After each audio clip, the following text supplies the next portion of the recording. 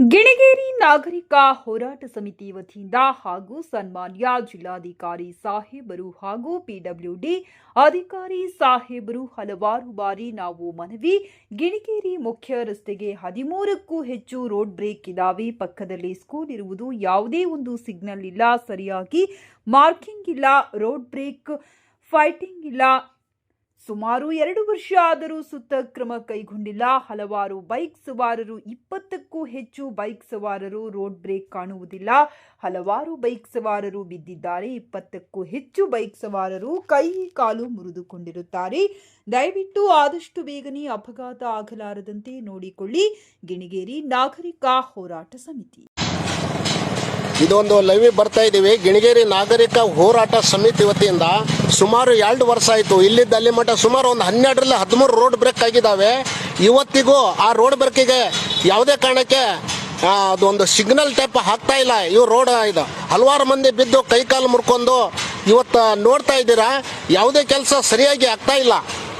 ಗಿಣಿಗೇರಿ ನಾಗರಿಕ ಹೋರಾಟ ಸಮಿತಿ ವತಿಯಿಂದ ಹಲವಾರು ಬಾರಿ ನಾವು ಮನವಿ ಮಾಡಿದ್ದೀವಿ ಸನ್ಮಾನ್ಯ ಜಿಲ್ಲಾಧಿಕಾರಿ ಸಾಹೇಬರಿಗೆ ಹಾಗೂ PW ಅಧಿಕಾರಿಗಳಿಗೆ. ಇಲ್ಲೇ ಸುಮಾರು ಒಂದು 8ರಿಂದ 15 ರೋಡ್ ಬ್ರೇಕ್ ಇದಾವೆ. ಅದಕ್ಕೆ ಯಾವುದೇ ಥರ ಸಿಗ್ನಲ್ ಹಾಕ್ತಿಲ್ಲ. ಹಲವಾರು ಮಂದಿ ಬಿದ್ದು ಕೈಕಾಲು ಮುರ್ಕೊಂಡು ಇವತ್ತು ಪಾಪ ಬಡವರ ಪರಿಸ್ಥಿತಿ ನೋಡಬಾರ್ದು. ಏನಾರ ಒಂದು ಕೈಕಾಲು ಮುರಿತ ಅಂದ್ರೆ 10ರಿಂದ 20 ಸಾವಿರ ಖರ್ಚು ಬರುತ್ತೆ. ಈ ರೋಡ್ ಮಾಡ್ತಾರೆ, ಕೋಟ್ಯಾನುಗಟ್ಟಲೆ ರೊಕ್ಕ ಹಾಕಿ ರೋಡ್ ಮಾಡ್ತಾರೆ, ಸರಿಯಾಗಿ ರೋಡ್ ಬ್ರೇಕ್ ಇಲ್ಲ, ಸರಿಯಾಗಿ ಒಂದು ಇದು ಇಲ್ಲ. ನೋಡ್ರಿ ಸ್ನೇಹಿತರೆ, ಇದನ್ನ ಲವಿ ಕೊಡ್ತಾ ಇದ್ದೀನಿ. ಇವತ್ತು ರೋಡ್ ಬ್ರೇಕ್ ಮಾಡ್ತಾ ಇದ್ದಾರೆ. ಆ ರೋಡ್ ಬ್ರೇಕಿಗೆ ಸರಿಯಾಗಿ ಒಂದು ಸಿಗ್ನಲ್ ಇಲ್ಲ, ಸರಿಯಾಗಿ ಪಾಯಿಂಟ್ ಇಲ್ಲ. 2 ವರ್ಷ ಆದರೂ ಕೂಡ ಇದು ರೋಡ್ ಮಾಡಿದಂಥ ಅಧಿಕಾರಿಗಳು ಯಾವುದೇ ಸೂಕ್ತ ಕ್ರಮ ಕೈಗೊಂಡಿಲ್ಲ. ಸುಮಾರು 20ಕ್ಕೂ ಹೆಚ್ಚು ಮಂದಿ ಬಿದ್ದು ಕೈ ಕಾಲು ಮುರ್ಕೊಂಡಿದ್ದಾರೆ ಬಡವರು.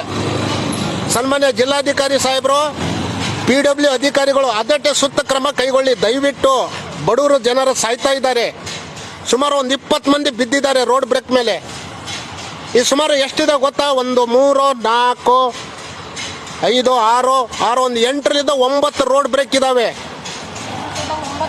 9 ರೋಡ್ ಬ್ರೇಕ್ ಇದಾವೆ. 9 ರೋಡ್ ಬ್ರೇಕ್ ಕೂಡ ಸರಿಯಾಗಿ ಸುತ್ತ ಕಲರ್ ಇಲ್ಲ.